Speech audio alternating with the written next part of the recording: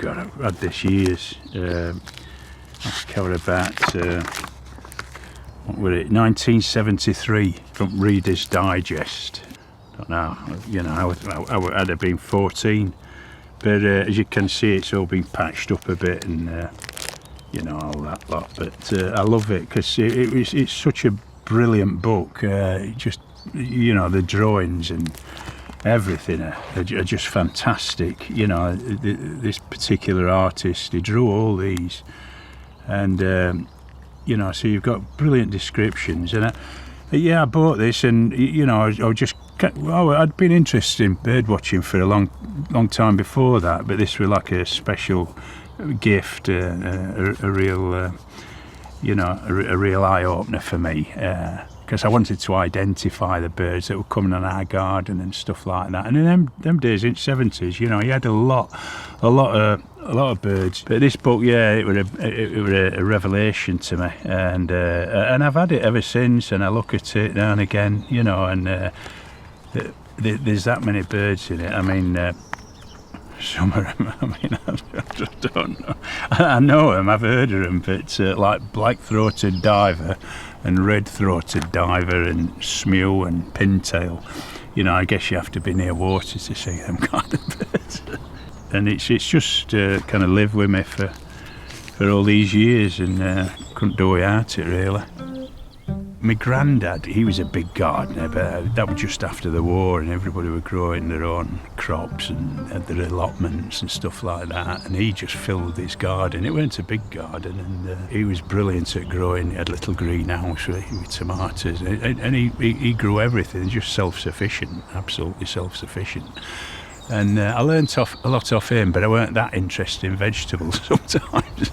So my next door neighbour was a guy called Ron Howard, and not the film director, by the way.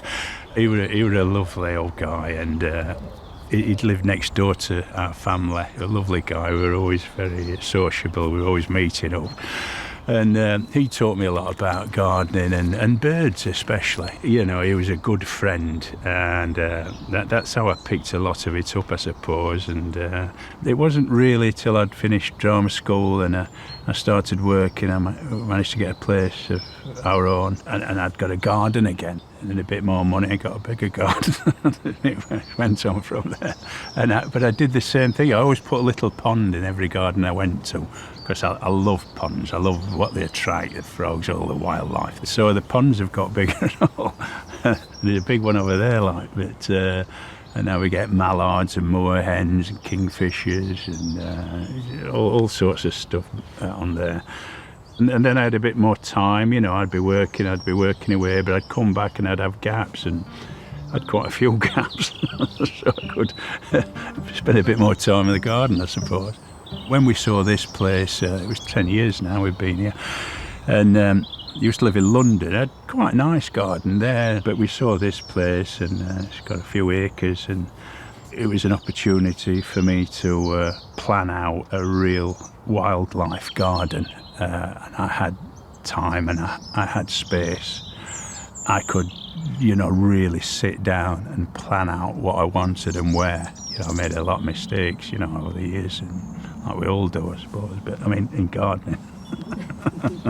But you know, kind of it's all coming right now, and that was one of the attractions. I've got a nice house, but it's this out here that fascinates me, and how we can mix in the pleasure of gardening and the beauty of gardening, but also remembering that there's creatures and insects and birds around that can enhance that and give you a great deal of joy, a great peace of mind, actually.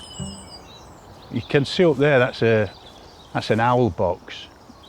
I got it about 5 years ago, got two.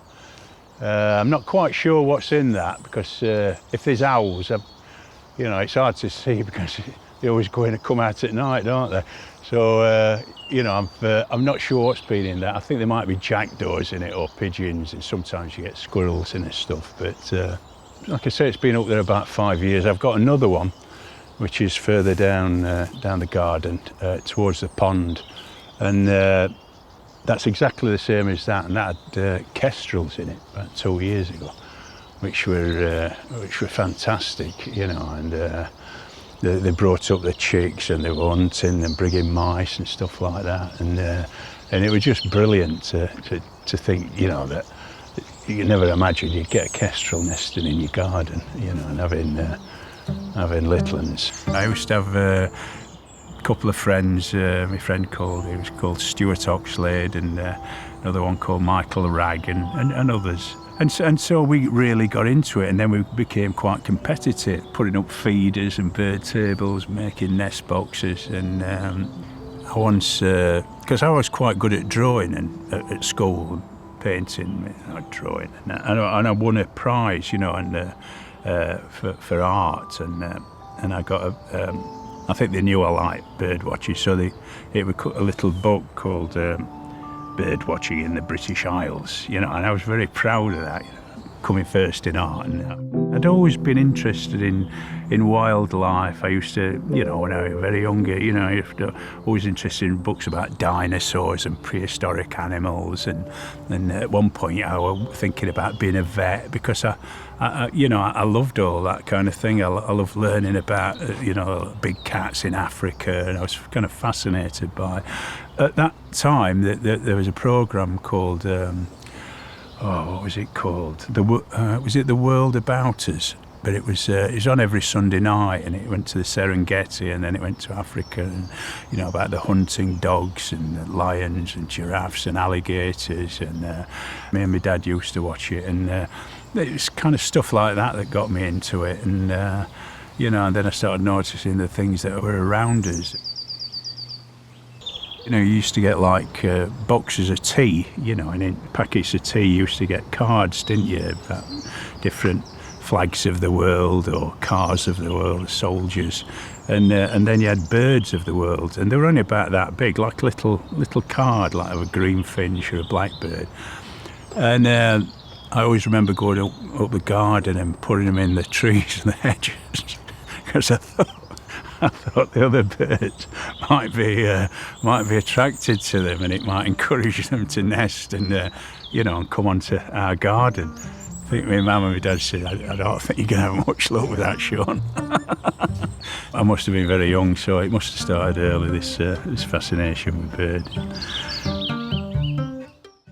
If you love bird watching, why not join the flock, our Get Birding Members Club? Enjoy exclusive content, latest birding news, ad-free episodes, and access to community chat rooms to share tips, spots, and more with birdies around the world. Go to our website, getbird.ing.